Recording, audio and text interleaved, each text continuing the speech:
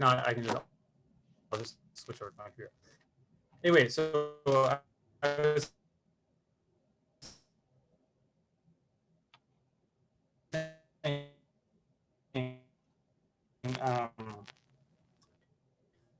this red box was,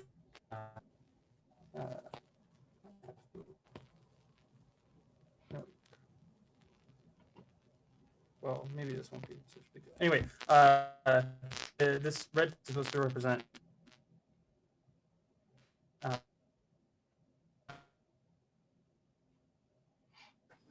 tuning different parameters. You know, here's phase 1, here's phase 2. Can you guys hear that feedback, by the way? A little bit, but I think it's just like a laggy connection, probably. Okay. Anyway. Okay, whatever. So we have these different regions of parameter space, and instead of trying to classify what these kind of phases are by looking at what is happening inside of these phases, we can try instead to classify the ways of going between different phases. So we might try to like think about all possible ways to go from some phase like 1 to some phase like 2. So to try to classify like all possible things that can happen along this line. And when we do that, we kind of, you know, there are kind of two classes of ways to go between one phase of matter to another, right? One way of going from one phase to another is a first order transition. You know, when you have a first order transition, you know, you have some parameter g that you're using to tune between two phases, and the free energy, if you plot as a function of g, kind of looks like this. There's some, it kind of sharply goes between two different phases. So here might be phase 1, right? Here might be phase 2.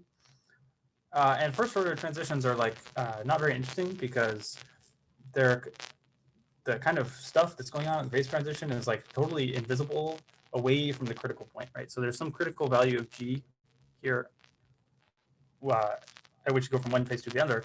But you know, if I'm starting from phase 1 here and I'm tuning g, and I phase 1 blah blah blah blah blah, and I get GC almost phase 1 phase 2. Goes to phase 2. The free energy just kind of is this.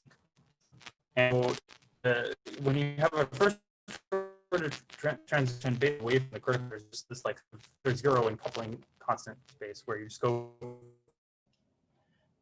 So I think you're maybe a little laggy, Ethan. So can everyone turn off their video, maybe including Ethan, and we'll see if that helps.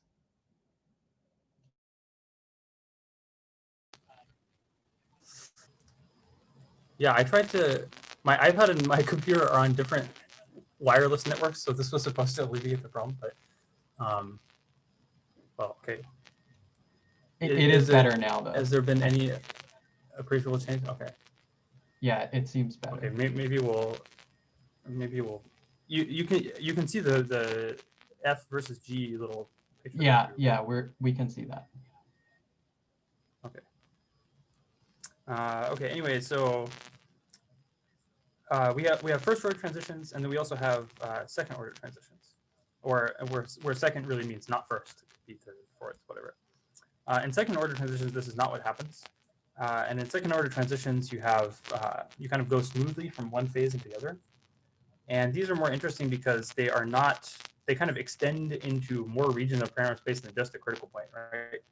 In second order transitions, you have degrees of freedom that go critical, meaning that, you know, they have correlation functions that extend over long distances and scale invariance, blah, blah, blah. And, you know, second order transitions are more interesting because, you know, when you study second order transitions, you study them from the framework of, you know, some kind of field theory. And when you're doing this, you,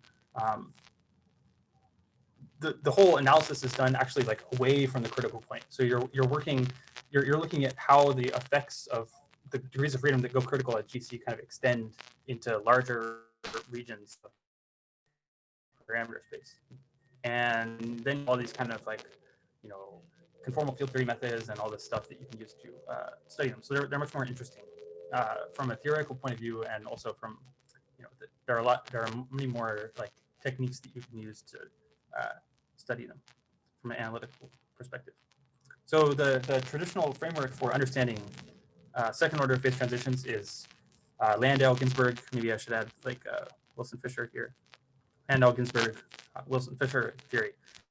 And Landau-Ginsburg is you assume that the two phases that you're interested in are differ by some spontaneous symmetry breaking, right? So you have some symmetric phase, and then you have some like spontaneous symmetry breaking phase, and there's some operator which is charged under symmetry that gets an expectation value. If we let that operator be phi, then kind of the assumption of Landau-Ginsburg theory is that the critical point is constructed in some kind of quantum field theory or just regular field theory built from this order parameter, right? And so the prototypical example of this is, of course, this 5-to-4 theory, right? And this is like the only reason why condensed matter people care about quantum field theory. Right? It's super important. I don't need. It's hard. It's basically impossible to overstate like how important this kind of action is for doing physics, right?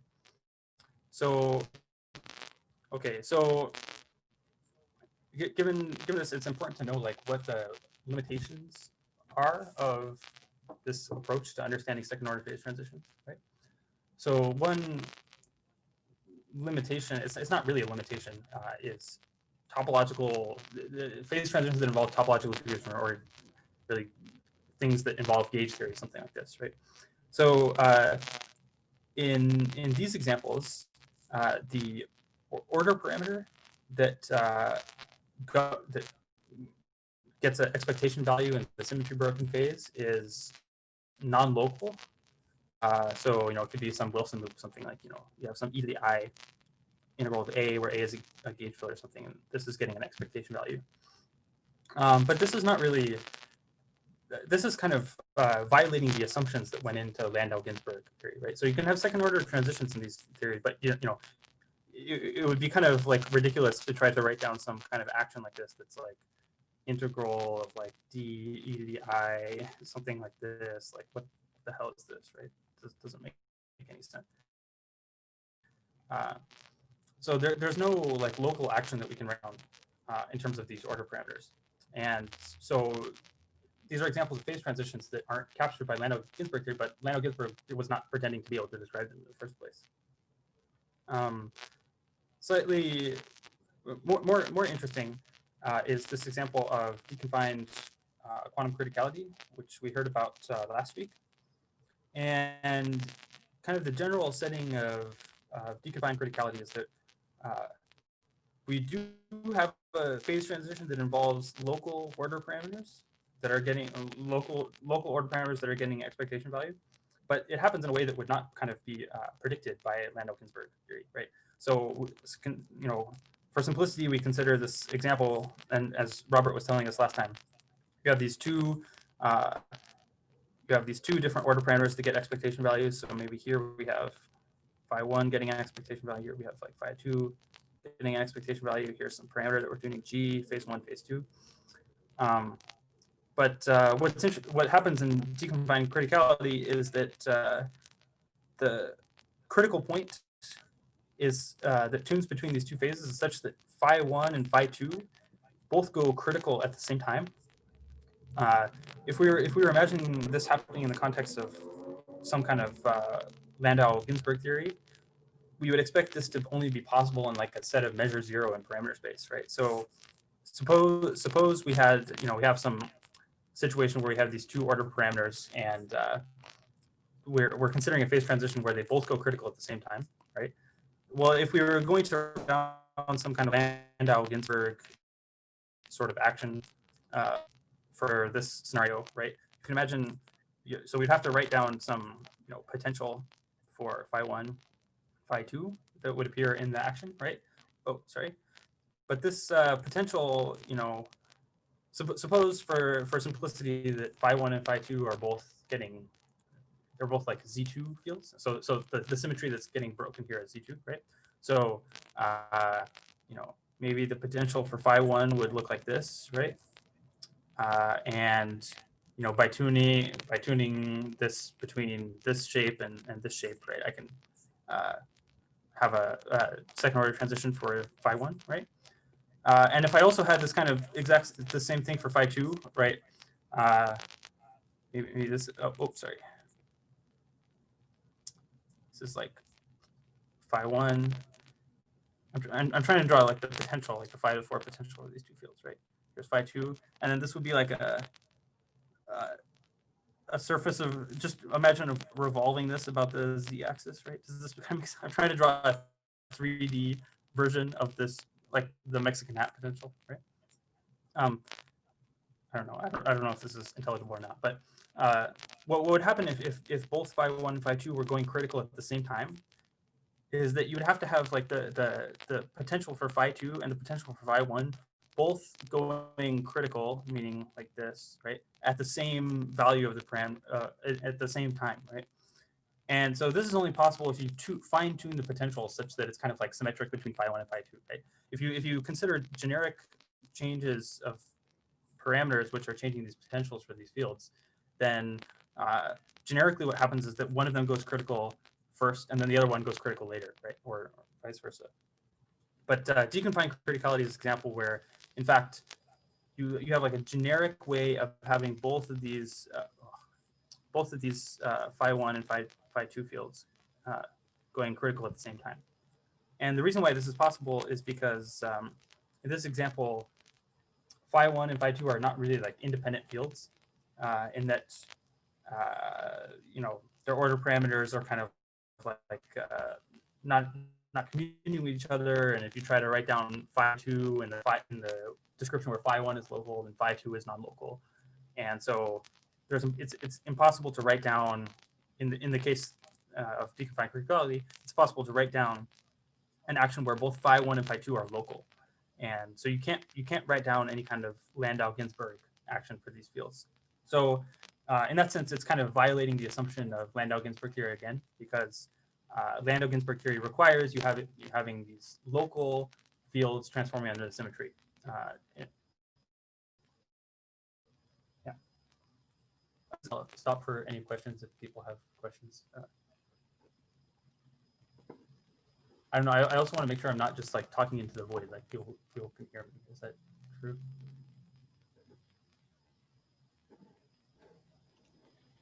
Okay. Yeah. I have a thumbs up. Yeah, you're good. You're not talking into the void. The deconfined criticality thing. Am I going too slow or too fast or what? I think it's a good speed.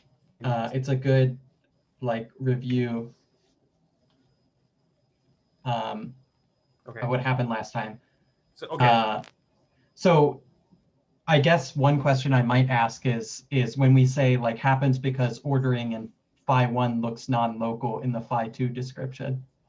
Yeah. This is related to fractionalization. Yeah, like, so does that like sort of generic description necessarily imply like fractionalization at the critical point? I don't know if it necessarily implies fractionalization. Like I think you can construct examples in gauge theories or something where you have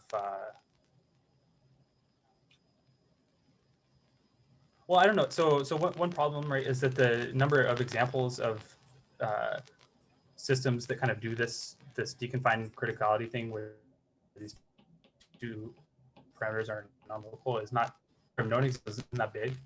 But I don't know. I don't know if the fundamental thing has to do with any kind of like description in terms of fractionalization. Like fractionalization, I mean, it's kind of like a matter of the way you look at things. Like it may be convenient to work with to have the fundamental Right. degrees of freedom going into your action be described in terms of fractionalized stuff, right? But that may not be the case, right? In this example, we have in the example the order you have like legit gauge invariant, if you will, order parameters that are actually getting expectation values on both sides, right? So it's not as if the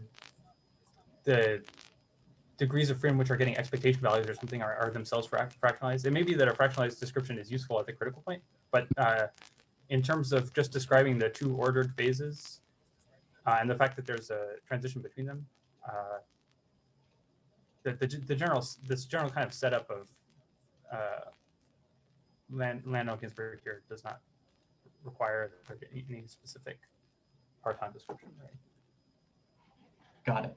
Got it. Thank you. I might have a really basic question. So the fact that one of these things looks non-local and the other one would make me think that there would have to be some kind of special or unique coupling. And just because I don't know enough of the examples, is there some either characteristic coupling that you tend to see in example or in like Hamiltonians that display this? Or is there some like other metric other than the explicit expectation values, like the end result of looking at all of this, that tends to be like, I don't know, foreshadowing of what's to come? Are you asking like if I tried to write down like the quantum field theory, like describing this transition, what would be special about it? Like what kind of, how are these degrees? Yeah, basically, like if you see a quantum field theory and you have some like wedge operator or something, then you start questioning whether or not there's some weird boundary stuff going on. Or I don't know, if you have some kind of super entangled ground state, then you might wonder if there's some kind of effective gauge theory going on. I'm just wondering if there's some other intuition about, like, prior to going through full analysis to see that there's deconfined criticality, if there are any telling signs either in the structure of the Hamiltonian ground state or anything else. Yeah, well, so the normal thing that people would say here is that like the as Robert was talking about, can I not? I don't know how to mute my iPad. Anyway, as Robert was talking about, it's like if you consider defects in one order parameter, they carry charge or order parameter. I remember like a VBS example, right?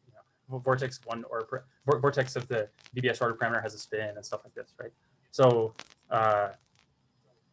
you can show that the fact that the vortices of one order parameter carry charge of the other order parameter kind of implies this non-locality, well, not mutually non-locality stuff that's going on at the phase transition. So I would say that the kind of thing at the level of just kinematics, just like symmetries and stuff, talking about what the detailed form of the action or Hamiltonian is or anything like that. It's this, the fact that these two symmetries, the defects of one are charged on the other, is essentially what implies all this stuff that happens at the critical point. So I think you could say that, like, yeah, if you look at the symmetry defects of these two symmetries and one is charged on the other, then you're not going to be able to write down this kind of local Landau-Ginsburg thing. So in this way, it's kind of like violating the assumption of Landau-Ginsburg theory. In the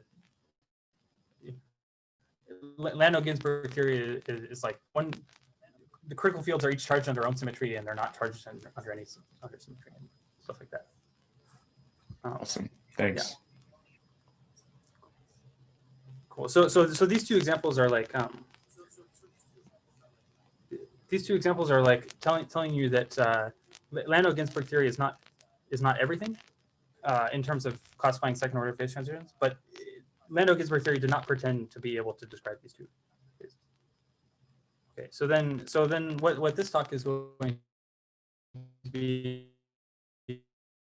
about is that really should be parallel theory, but are not. So in these examples, we're going to have the symmetry actually is just going to be Z2, and we're going to have a symmetric phase, and we're going to have a spontaneous symmetry breaking phase for Z2 symmetry as a function of some parameter. And that's all. But we're going to show that the critical point here, which is the second order phase transition, is not describable by Landau-Ginsburg theory. And so this is like kind of more serious because we're going to have a local order parameter that's going critical, and there's not going to be any there aren't going to be any like anomalies or two order parameters with different charges, blah blah blah. There's not going to be any like topological stuff. It's actually going to be example of something where Landau-Ginsburg theory should work but doesn't. Right? So if you had asked a standard condensed matter theorist, I guess, before our paper came out, or indeed after our paper came out, because very few people I think actually read it, and you told them you had a Z2 spontaneous symmetry breaking transition with no like topological blah blah blah. They would, and it was continuous. They would say, okay, I know what this transition is. It's the Ising transition. I know all the critical exponent because Ising has been studied to death. But in fact, we'll see that there is a transition here that is not the Ising transition. And so the kind of moral of the story here is that on one hand, this might be a bad thing because it tells you that we don't actually understand second order phase transitions, the way of thinking about second order phase transitions as well as we thought. On the other hand, it's interesting because it gives us lots of cool stuff to think about. Right? So okay, so let's go now. I'm going to talk about the example that one example of such a phase transition. Okay, so let me talk about the strategy of how we came up with this thing, right? So if you really like quantum field theory and you don't really care about doing things that are realistic for the point of condensed matter physics, one way to kind of look at interesting phase transitions is to, normally, this is kind of what I was saying at the beginning. Normally you would, when you're thinking about phase transitions, you would like you would find some phase one, then you would find some phase two, and then you would try to figure out what kind of phase transition can exist between the two phases. Here we're going to do the opposite, and that we're going to start with some quantum field theory that just we're going to pick out this quantum field theory by hand, and then we're going to see if this quantum field theory can actually be interpreted as a second order phase transition between two orders or between two different phases, and we're going to try to figure out what these phases are. And this is nice because there are jillions and jillions and jillions of QFTs out there. You can pick your favorite one and see if it makes sense as a second order phase transition. Okay, so one example that condensed matter physicists know that it kind of illustrates this philosophy, which I guess is probably, I'm supposed to tell you. I think I'm going to tell people about SPTs in December. So this slide is kind of like a little bit jumping the gun. But for those of you that know about like topological insulators, this slide is for you. So this kind of strategy is one way of thinking about topological insulators. So we're going to be in 4 space-time dimensions, and we're going to start with the quantum field theory that's just a free Dirac fermion, right? And so in this picture that I drew in the last slide, here we're going to interpret this free Dirac fermion as a second order phase transition separating two different phases. Okay, and what are the two different phases? Well, the parameter that we're going to use to tune between these two phases here is going to be the mass of the Dirac fermion, since it's negative and not cause problems.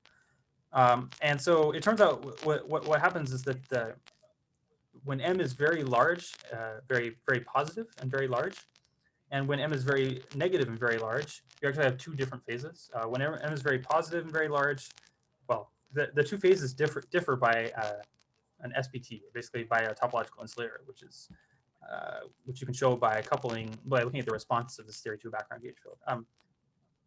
Yeah, I guess I don't know how much I don't know if people already know about this or not, but what happens is that if you couple this theory to a background gauge field for the particle number symmetry here for psi, so you replace this derivative with a covariant derivative, then what happens is that the m being very negative phase is just trivial. I just have infinitely massive Dirac fermions, and the IR is completely trivial. But the phase where the mass has the opposite sign is actually non-trivial, and it's non-trivial in the extent that the partition function as a function of this background field is equal to this expression here. So this expression is the theta term that people are probably familiar with, right? And F is the curvature of this background field.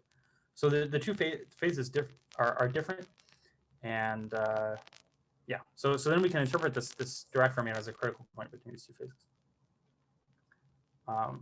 Do people know about this? This F, this way of thinking about TIs is that? Okay. My thing gives me feedback. So I'm not going to explain where this formula comes from, but just remember for the rest of the talk that if I have a Dirac fermion, if I have fermions, fermions with very large positive mass and very large negative mass differ by their response to this background gauge field. Okay.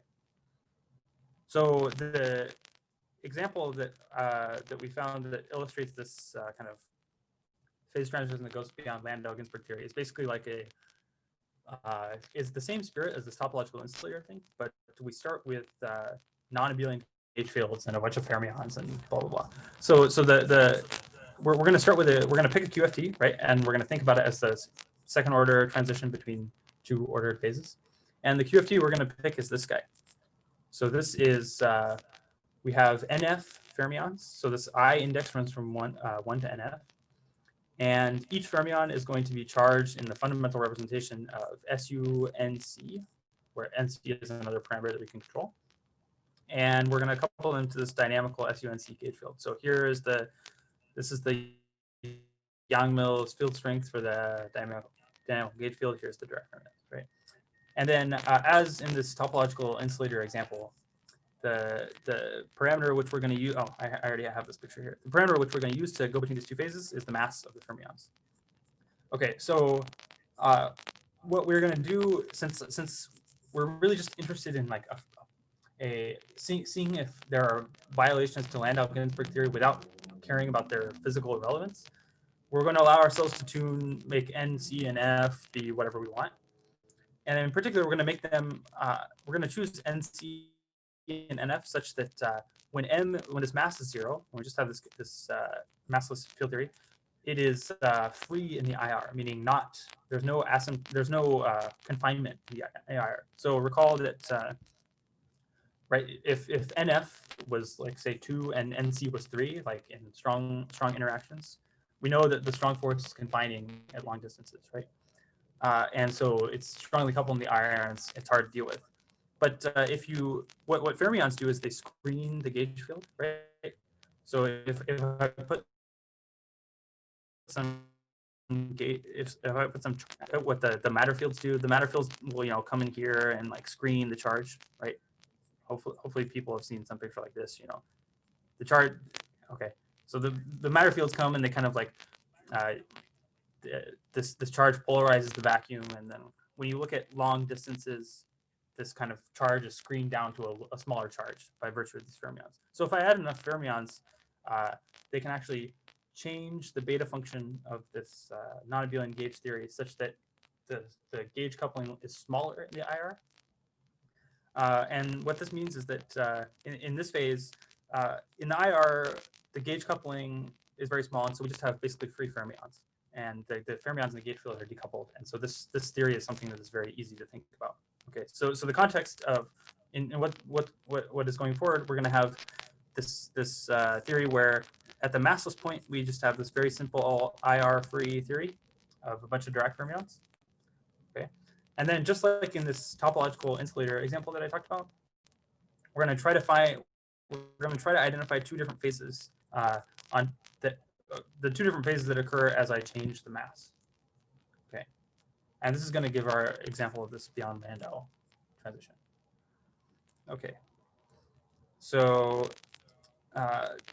this sounds, let me just put this in perspective of where we're thinking about. This is kind of like a very Centillian philosophy, I guess, but the kind of like philosophy about why we're studying this kind of examples as follows, right?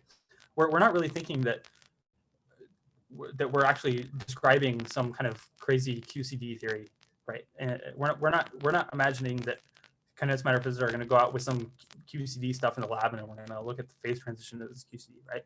What we're actually imagining is that we have some UV lattice model that in this case is a bunch of bosons that are hopping around on some lattice in some very complicated way.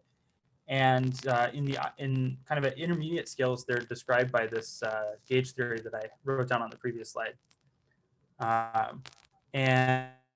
And then, yeah, and so our task is to figure out what happens at even larger scales. But that even this kind of gauge theory stuff seems kind of fanciful, right? It's kind of the spirit of this is the following. You know, everything not forbidden is compulsory. I forget who said this, but I think maybe it was Gelman or something. But yeah, the idea is we cooked up this crazy quantum field theory, and you know, given that the number of complicated lattice models that we can write down is huge and infinite, right? There must be some lattice model that we can write down such that at intermediate scales, its effective description is given by this field theory that I wrote down on the previous slide. Right. So this is kind of the setting that we're working in. Okay. Actually, does anyone have any questions at this stage?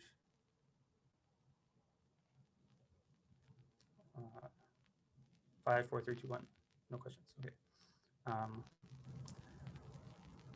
So yeah, maybe I don't even know if I want to mention this.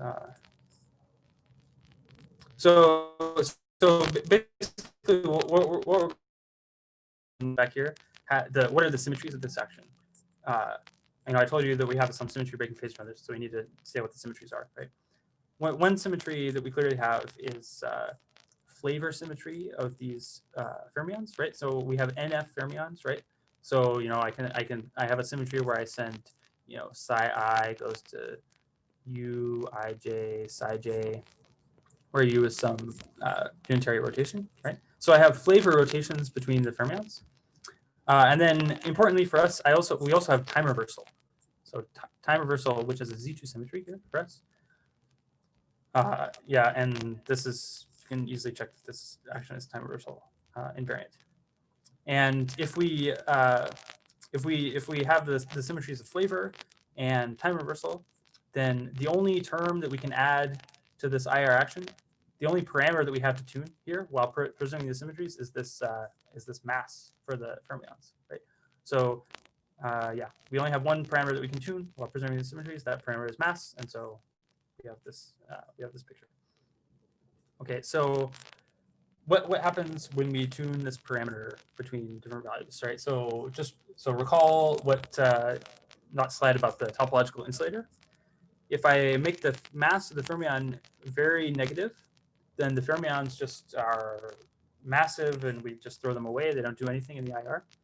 And what we're left with is just the gauge fields, right? But the gauge fields by themselves, without any fermions there to do this screening that I was talking about, the gauge fields by themselves just are confining, right? Because this is not abelian gauge theory.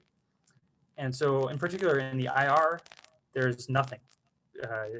If you look at long distances, like if you just had pure gauge theory, you know, SU3, whatever gauge theory, and you looked at long distances, there's nothing interesting because it's gapped. So the IR is totally trivial. So maybe I can write down this phase diagram again. Here's M. When whatever. When M is very negative, we just have trivial gapped vacuum over here. Okay.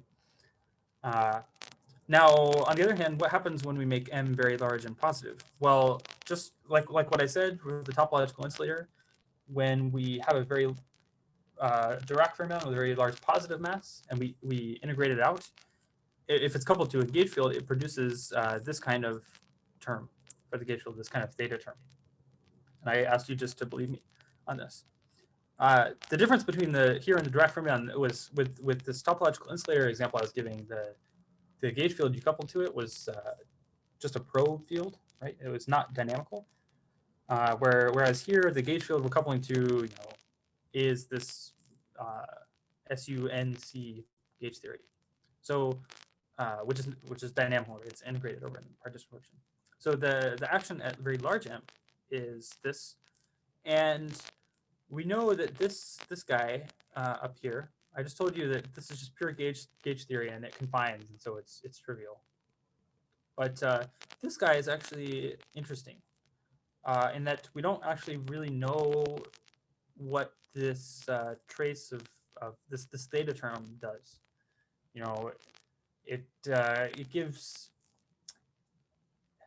I don't know how in how much detail to go, but confinement here is kind of confinement in this pure gauge theory is caused by these these kind of topological textures for the gauge field. And what this extra term here that we get from integrating out fermion does is it gives these topological textures different phase factors. This is the topological charge for people who know what that means. And so this is like e to the iq as it appears in the partition function. So this gives like phases to the instantons, which can cause some interference and stuff. Anyway, it's kind of unclear exactly what this theory does in the IR. So at the moment, this is a question mark over here. Okay. Yeah. Okay, but we can actually make progress we can actually identify what this question mark over here is with some arguments that are maybe a little bit too high tech for the present setting. But I don't know, in the spirit of just maybe telling you what happens and maybe not explaining too much why things happen, is that yeah, we could. It turns out there's an anomaly between a symmetry coming from between something called a one-form symmetry of this gauge theory and time reversal. Maybe I don't have to explain exactly what's going on here, but it's kind of the same thing as what happened in the deconfined criticality example we were talking about. You had these two order parameters that defects of one carried charge of the other. These two symmetries that were like this, and it turns out in this example there's kind of a similar thing where this one form symmetry thing of the gauge field and time reversal are defects of one kind of like carry charge of the other in some sense. Anyway, maybe I won't explain exactly how this works. You can of course ask me later if you want to go into this in detail, but you can argue that let me see. Yeah, you can argue at least when NC, the size of the gauge group, is relatively large. By large, I mean like 4 maybe, or larger. You can argue that what happens is that this question mark that I wrote down over here, this is trivial. This question mark is for sure a phase where time reversal symmetry is spontaneously broken, but nothing else happens, right? So we have the Z2 symmetry. Remember, time reversal acts as Z2. Here's M. And you can show that, yeah, so you can show that this phase here is just a time reversal symmetry breaking state, and there's nothing else going on. Again, for reasons that I can explain later if you're curious. Let me just skip this. Yeah, let me just skip. Okay, so if you believe what I just told you about this time reversal symmetry breaking thing, then what the picture for this critical point is as follows, right? We have time reversal, spontaneous symmetry breaking. Okay, and so given that we have time reversal, spontaneous symmetry breaking over here, let's try to understand if we can have a Landau description of this critical point, right? So the way I presented this critical point here was in terms of this complicated gauge theory with a bunch of fermions and stuff, right? But that's just one way of writing down the theory, and there may be other ways of writing it down. So that is not the gauge theory that I wrote down is clearly not a Landau description, right? Because there's no local, well, for reasons that I'll get into, but it could be that there are different, maybe there's a different way of writing down the theory or something that looks like a traditional kind of Ising type Z2 spontaneous symmetry breaking thing at this critical point. But in fact, this can't happen for the following reason. So I told you that T is spontaneously broken over here. Well, that means some operator charged under time reversal is getting an expectation value.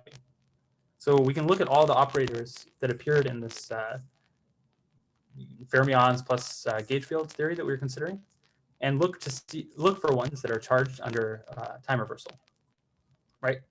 And so the one that you find is this here. So gamma 5 is this, in the vial basis here, it's this matrix. This is the chiral mass for the fermions, and it's odd under T. And so what happens here is that this phase is identified as in this fermion gauge field description that we were talking about, is identified as this guy getting some non-zero expectation value. Okay, but then we can prove that this is incompatible with having some local landau-ginsburg action of this form at this critical point. And there are a few reasons. One reason is that you can calculate the critical exponents in the theory in this second order phase transition, and they are very different. Well, here they are. They're very, very different from the Ising critical point. They're actually extremely different from the Ising critical point, which means that we're not just having some Z2 charged thing that's getting an expectation value. Another reason. Another reason is that remember I told you there's this flavor symmetry of the fermions, right? We have NF fermions and there's a flavor rotation of them. It turns out that at this critical point you have operators which go critical, like this Dirac mass, which are this chiral mass, which are charged under this flavor symmetry. And so what this means is that at this critical point, you have degrees of freedom which are charged under G that go critical. But G is not, this flavor symmetry G is not the symmetry that's getting broken. And so what Landau theory would predict is that all the degrees of freedom which are going critical are the ones that are charged under time reversal, but that things that aren't charged under time reversal and that are instead just charged under this flavor symmetry group, for example, do not go critical. Anyway, so there are some reasons. I mean, just by looking at this point and seeing that there's this crazy gauge theory, maybe it's kind of intuitively obvious, but there are reasons that you can why this thing is provably not describable within this Landau-Ginsburg framework. Okay. And so maybe two slides before I finish, just to kind of give you a here's what the phase diagram that we are that we kind of derived. Okay, so here's what the phase diagram looks like. I've kind of been drawing this in various guises through the past few slides. This is now plotted as a function of temperature and the mass, which is the tuning parameter, right? As I said, when the mass is very large and negative, we just get some kind of very boring. It's just pure gauge fields, and they confine, and nothing is interesting. Whereas when the mass is very large and positive, we have this confined, and this is spontaneous symmetry breaking, right? And then the kind of usual, we were kind of talking about this a little bit last time. The usual quantum critical fan stuff that you can learn about in Sachdov is also appears here, and can write down that within this critical fan we have this this gauge theory, massless gauge theory that I was talking about, and the kind of shapes of these crossovers and blah blah blah all follow from the gauge theory that we wrote down. So this is kind of the picture, and then just last comment is how this kind of fits into a broader framework, right? So what we are we're studying a phase transition between this Landau ordered phase where time reversal, i.e. Z2 gets spontaneously broken, and the trivial phase. And the transition that we described was this guy here, calling it a deconfined quantum critical point because it's described in terms of these fermions, which are charged under a gauge group, and so they're fractional for the usual reasons, and blah blah blah. We have some crazy thing over here, and this phase transition, which is robust, is what I've been describing. But presumably, if you change some other parameters in the microscopic UV lattice model, you can get between these two phases by using the traditional Ising Z2, studied to death the traditional Ising Z2 transition with the regular Ising exponents and stuff. So if you were to look at an all parameter space, we have this kind of scenario. And so the kind of broader message here is that, if you have phase 1 over here and you have phase 2 over here, and you assume that, phase 1 and phase 2 differ by some spontaneous symmetry breaking, and you assume that the way to get from one to the other is, described by a second order phase transition in terms of some order parameter that is charged that gets a expectation value. This kind of line of phase transitions does not all have to be what you would expect from Landau-Ginsburg theory, right? You could have over here, this region of transition over here could be like some Landau-Ginsburg theory, and then over here it could be like something else, some other theory M or something, and over here it could be some theory M prime or something, blah blah blah. It seems like there's no real rule that tells you what has to happen when you go between these two phases. And so the moral of this story is that when we're trying to classify phases of matter by ways of going between phases, it's actually kind of like, this is probably going to be actually incredibly hard to do. Like this program of attacking things, well, who knows how hard it is to do or not, but it's certainly harder than we expected, right? Because even if we assume that this line here is second order, it could be many different ways with distinct critical exponents and distinct universality classes and blah blah blah going between these two order phases. So that's kind of the point. And yeah, so that's kind of the point of this work. And going forward, this was done a few months ago, and I haven't really been working on this stuff recently. But what we would, if anyone thinks this stuff is cool, like what we want to do in the future, they're kind of like open questions, right? One is like, does there exist like less exotic examples, right? So we had this very, the critical point here is very fancy, crazy, SUN gauge theory, blah blah blah. So it would be nice if there were some less esoteric examples, and there are also lower dimensional examples too. So whether this phenomenon we described is relevant to 2 dimensions or 1 dimension, I think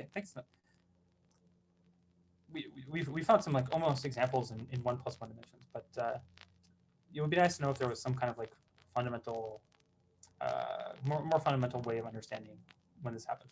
Here we just give an example. Anyway, I have a whole bunch of other crap here on SPTs, but I think that's not really relevant. So I'll just stop here, and then yeah, if anyone has questions, we can talk about it. Thanks.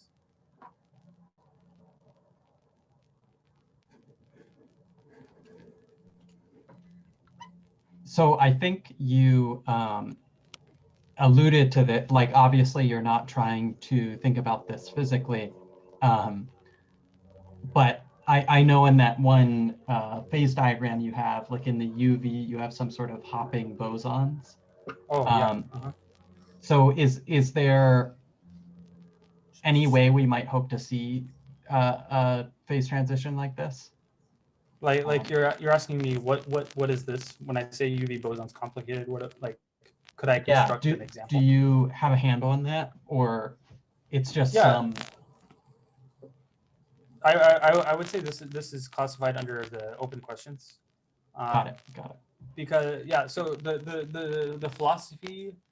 The philosophy here, there are two approaches you can take. The approach we were taking is just a matter of principle. Like, just as a matter of principle, you have this order parameter getting of is it describable by landau-ginsburg? And so we're kind of coming from like a top-down perspective where we just like choose a filter by hand. And I mean, you can cook up like really stupid examples, like where you have, but I mean, you're not gonna have like NC spinful bosons with a large number of flavors. Yes, have some parton description where the parton gauge fields are like these SU2, right? This is like we want to find less esoteric examples. I guess the another way to say this is we want to find a UV, maybe a UV model that's not crazy that we can argue exhibits the space transition. Yeah. And I guess another, so you alluded to dimensionality here. Is there I guess if I'm just thinking about, being in higher dimensions, one might expect this type of thing to happen more often due to like higher, more freedom to choose your theory. So the reason why we were doing in 4 dimensions is because in 4 dimensions, gauge theories are easy, or so we were using gauge theories as a description of the critical point, because then you can get something that is very like obviously not Landau-Ginsburg, right? If you have these kind of right. So we were kind of going into this from the framework of let's find something weird. So let's assume that a critical point is described with a gauge theory. But then, if you go to very low dimensions, like 1 plus 1 dimensions, gauge theories are like not interesting. You don't have any dynamical degrees of freedom. And if you go to 2 plus 1 dimensions, gauge theories are still interesting, but they often tend to just totally confine. Right. Right. And so we've had to work in 4 dimensions because we want to describe things in terms of gauge theories, but that's not. If you're willing to consider examples that have, Fermi surfaces and blah, blah, blah, then okay. Yeah, you can work in different dimensions. Yeah, okay. Interesting. So you would get some kind of Fermi surface of partons, like when you're thinking about the deconfined quantum critical point.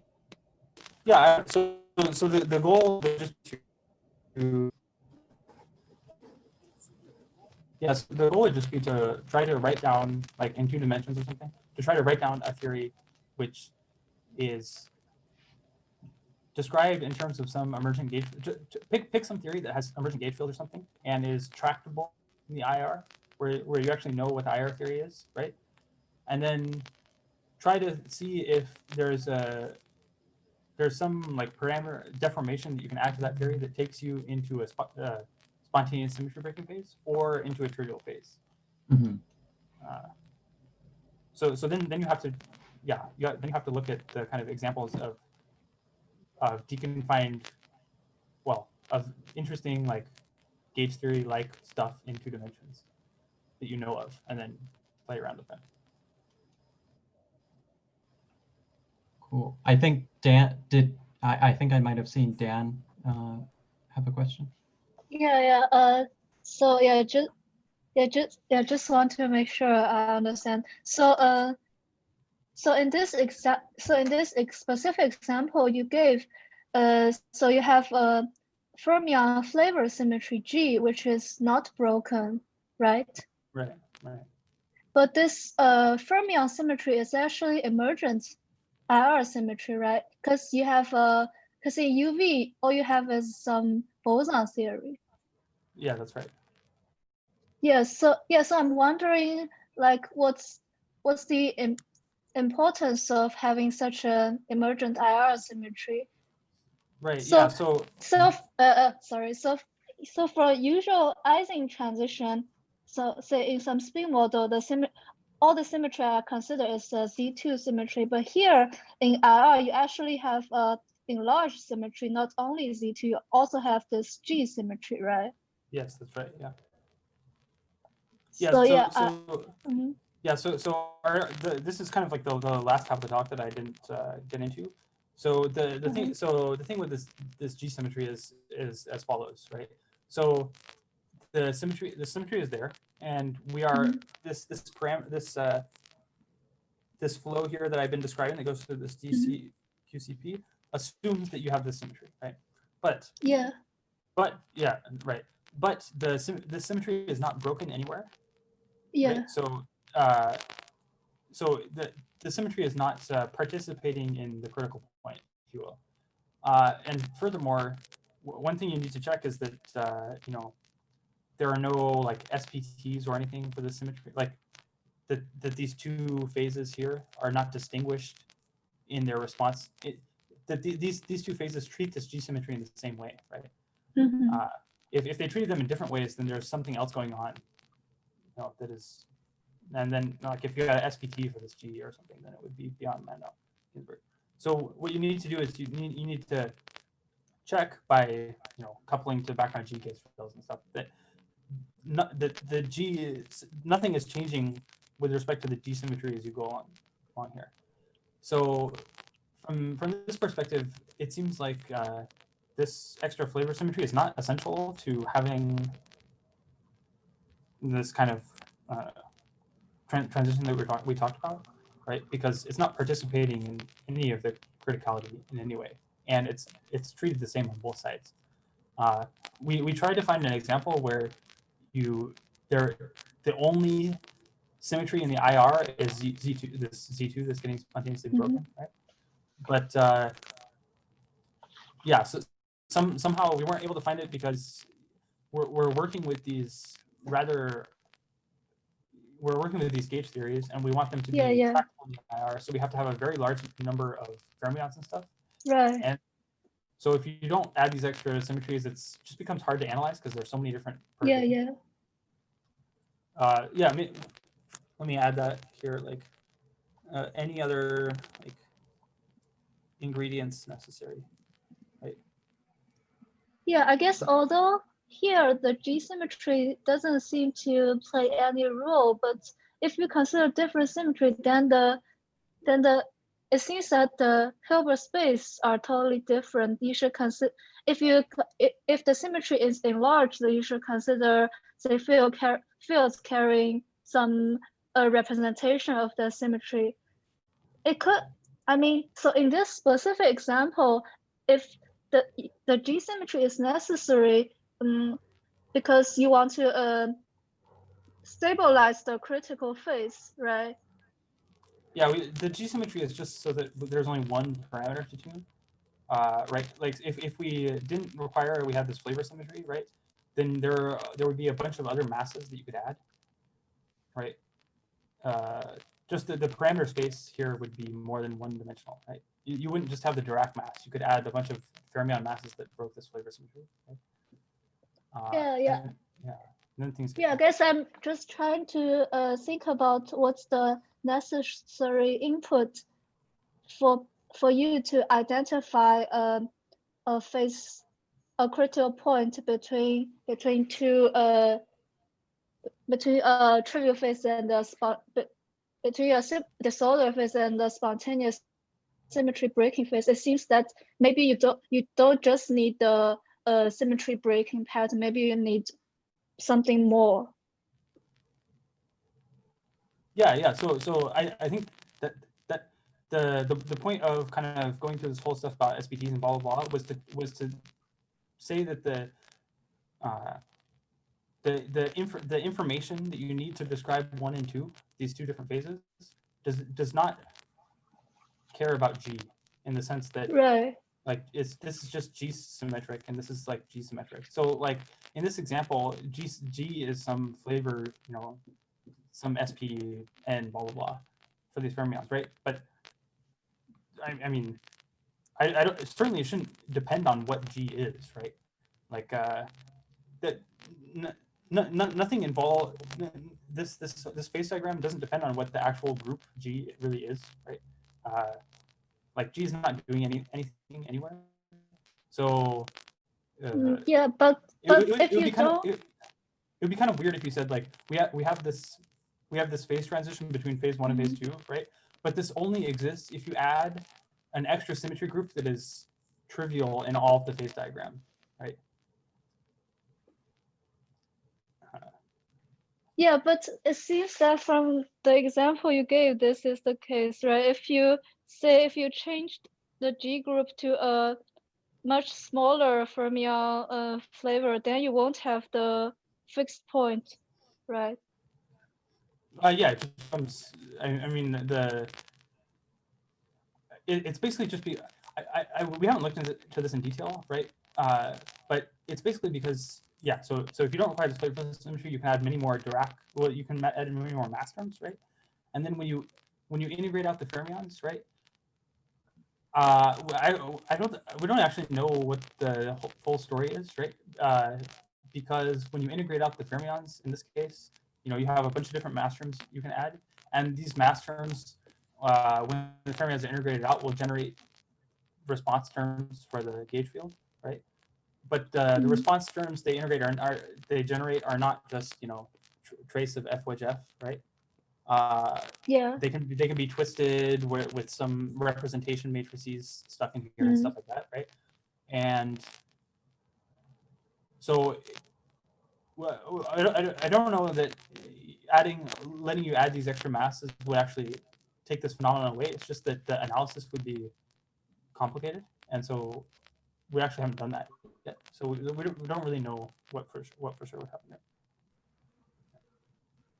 But yeah, you're right. The technical statement is we're going from a G cross Z2 phase to a symmetric, right? To a G phase symmetric phase. This is the transition. Yeah. And the only thing that's actually being broken and stuff is this. But there is this extra thing here. So yeah, so understanding what this is doing is a question that would be good to answer. But, no. Yeah, I'm just thinking if I want to understand, if I say I want to classify all the beyond landau phase transitions, like how should I, like what's the input? Say if I want to classify all the bosonic SPT phases, like Xiaogang told us what we should do, like what are the inputs, right. but here I'm not sure. Well, that's the point, is we don't know what the inputs are yet, right? So I painted this picture where if I know we have the second order phase transition between these two things, we can have a bunch of different possible ways to go between these two, and we don't really, we don't know what the input data is for like distinguishing these two. Of course, that would be a great thing to know, right? With regards to this G, it's not really clear because like there's no mixed anomaly between these two symmetries or anything. Like there's no topological reasons. Like from the perspective of kinematics, this G doesn't do anything. So at least if you look in terms of like anomalies and other kind of kinematic stuff that we are familiar with, I don't know. It seems to just be random. So yeah, I think it seems to be a byproduct because you have a mixed anomaly between time reversal and this one form symmetry, right? But then the fermion carries the fundamental representation of G, and it also carries some gauge charge. Yeah, that's right. Yeah, but I mean the one form is like that's not really built in. Yeah, I mean that's just a product of our description of the critical point, right? But yeah. But yeah. I mean, we don't know. Well, all that exists right now is this like example, but we don't know how this fits into anything. Don't know any kind of like more general theory. Yeah. Yeah, I don't know. Yeah, it's interesting.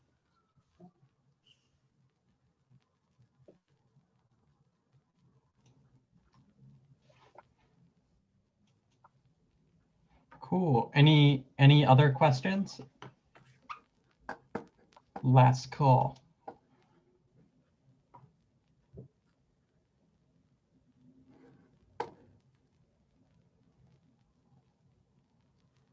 All right.